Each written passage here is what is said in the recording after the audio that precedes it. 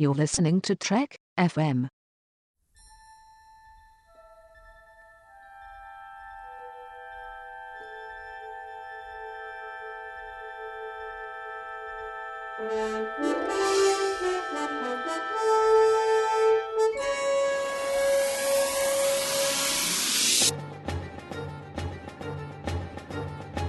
Hello and welcome to From There to Here, Trek FM's 50th anniversary rewatch of Star Trek, in which we look at all 729 episodes from beginning to end. I'm Mike from Stage 9, and today I'm joined by Davis from the Fandom Podcast Network. How's it going, Davis? Wonderful. How about you this morning? I'm doing okay. Today we're going to be talking about an episode of Voyager and an episode of Deep Space Nine, Message in a Bottle, and Who Mourns for Morn. So let's get started with Message in a Bottle. This is the Voyager episode where Voyager finds a communications relay thingy, and they find at the other end of that relay is a Federation ship. So they're going to send the Doctor to this Federation ship so that he can tell them what's going on and, hopefully let the Alpha Quadrant know that Voyager is still out there.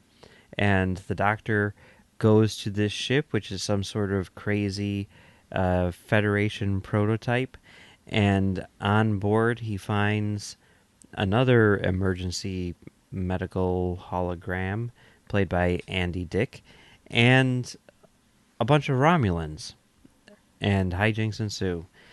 So, what did you think about Message in a Bottle? I loved it. I thought it was a really great episode. One, in the very first part of the episode, you hear the B plot starting to play out, and it's Chakotay giving a teaching moment to B'Elanna saying, "You are a senior officer. Act like one." And it was about giving feedback to Seven on how she is acting. And then we go right into, we found this Hirogen relay, which we don't know it's Hirogen just yet, but we found the relay. Then we discover this ship that looks an arrowhead-shaped saucer section, and you're going, what type of vessel is this? Which I have to say, Prometheus is probably one of my favorite designs of a ship. And then, like you said, shenanigans and hijinks ensue when the Doctor comes on board, because there was correct me if I'm wrong, there was a Strange New Worlds short story where somebody was talking about the moments right before the Romulans take over that vessel.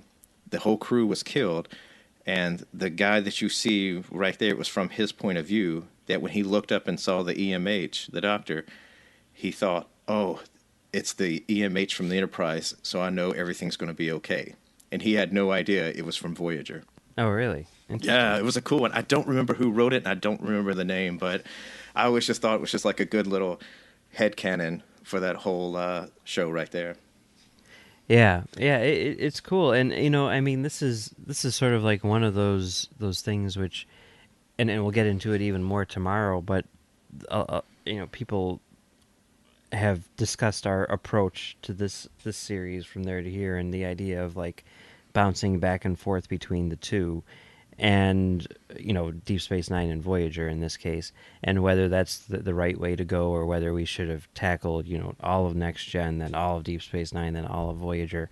And this is like one of the reasons why I like doing it this way, because we're starting to hear about what's going on in the Alpha Quadrant now on Voyager, and it's impacting Voyager in various ways, even though they're 60,000 light years away. We're especially going to see that tomorrow. But here, it's like this is, the Romulans. They're on their way to entering this war and everything like that, and it's all coming into play with the Dominion and all that stuff, and it's kind of cool to see that.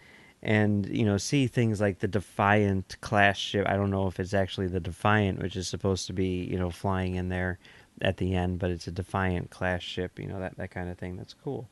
But as far as the episode itself is concerned, I do think that it is pretty good. It's kind of fun to see the Doctor interact with another Doctor, and have that little sort of like comedic stuff. But I also like the idea of sort of changing the game for Voyager and now putting them into communication with the Alpha Quadrant, and it really sort of changes the dynamic of the show. And what I find to be really interesting about it is, I think they knew, or at least were planning on going for 7 seasons with this thing, and they chose, whether by coincidence or not, to do this in episode 14 of season 4, which is exactly halfway through the middle season. So it's like exactly at the start of the second half of the series, and it's like they've added this new element. I don't know. It's kind of cool that they chose to do it that way, and yeah, I think that it's pretty good on the whole. Yeah. One other thing that I just want to note. This has absolutely nothing to do with anyone other than like me and my friends, but it's okay. This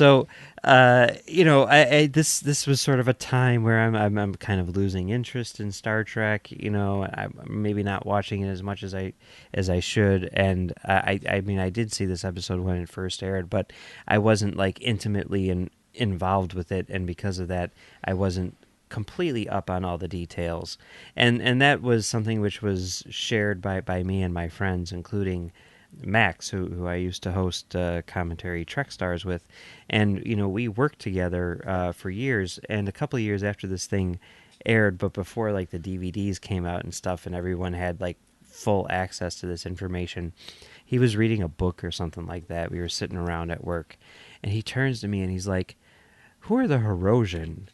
And I'm like, "I don't remember. There's some Voyager people. I don't know."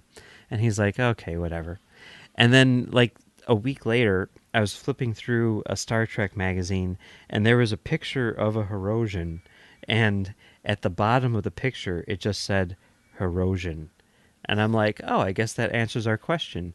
So I knew that he was coming into work the next day, so I cut the picture out of the magazine, and I taped it to the door of the projection booth that we worked in, because I knew, as soon as he came in the morning, he'd see there's a picture of a Herosian sitting right there, and he'd be like, oh, okay, that's a Herosian.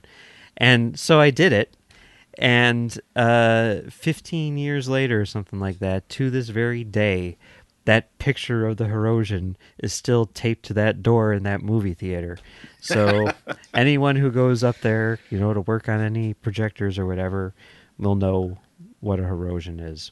And I do too. I would have never remembered that thing if it weren't for that picture sitting up there, looking at it every day for like 10 years. So nice. Anyway, moving on. Let's go to Deep Space Nine. Let's go back to the Alpha Quadrant and check out Who Mourns for Morn. This is the episode where Morn dies, and now he's left all of his inheritance to Quark, who it seems he doesn't have any money. It seems like he has nothing of value, but all of these people keep on coming to Quark to try to collect on Morn's fortune, which is apparently substantial. So and Quark needs to figure out what's going on, and also figure out how to get all of this money for himself. So what did you think about Who Mourns for Morn?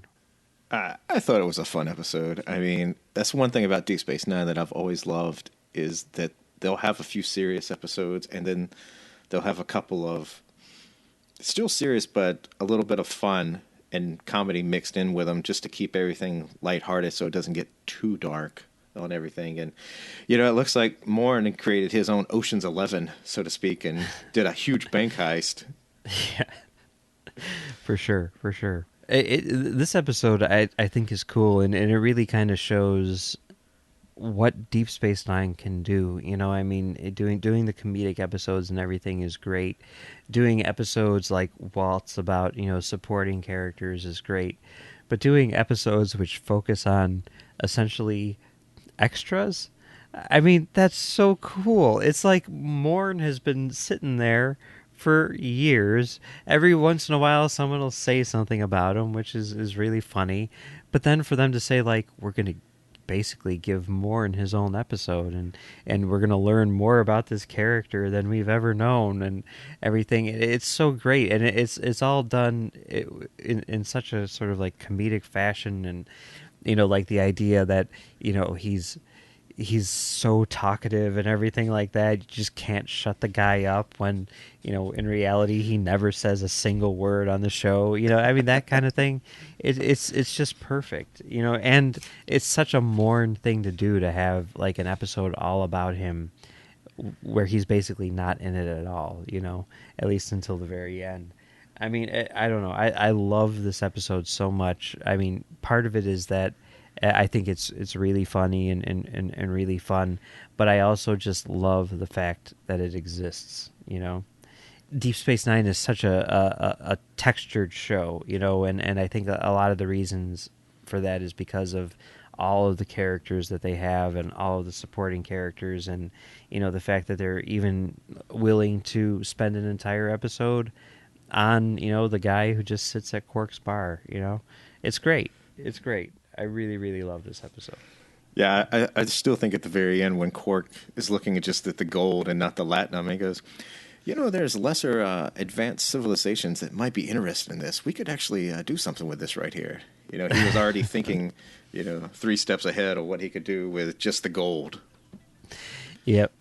That's pretty cool. And the idea, just sort of like playing off of, today's, reality, where it's like gold. That's so.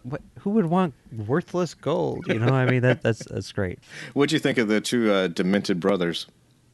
Yeah, they were good. I think that they did a good job, on the whole of sort of like creating these crazy characters, and people who you would think Morn would associate with. What did you think about them? I thought they were great, but I also think that Morn was smarter than all of them because he made sure to put the latinum in his second stomach because he knew that they would eventually betray them after the statute of limitations was up. So he's a pretty smart cookie. Now, I mean, here's the thing, which I don't know. I was never really clear on when he vomits up the latinum at the end of the episode, right? And you see just like it's like a little teeny tiny bit. Like, is that supposed to be like the latinum that was in all of those bars? Or is that just like a sample of what he has in his stomach? I think that was just Quark's finder's fee or his little thing, because I think he has a lot more. My question is, how has his stomach not disintegrated with all that latinum in it? Well, didn't they say like that's the reason why he lost his hair or something like that? Yeah, that's right. God. Such a good episode. Yeah. Indeed. Yeah. All right. Well, I guess that pretty much wraps it up for today. Davis, where can people find you on the internet? You could find me at Twitter at Davis Grayson, or on Facebook with the same name, or you could find me in the Babel Conference. I sometimes pop on in there from time to time. And I'm also on the Fandom Podcast Network, where we talk about culture of all geeks and Highlander podcast, and we even have one called the Couch Potato Theater, where we talk about movies you just love to watch if it's on TV. And you can find me right here on Trek FM doing Stage 9 with John Mills, where we talk about the people who make Star Trek. And you can also find me on Twitter at Mumbles3K. Well, thanks for joining me, Davis, and tomorrow we will be back to talk about 2 more episodes of Star Trek, Hunters and Far Beyond the Stars.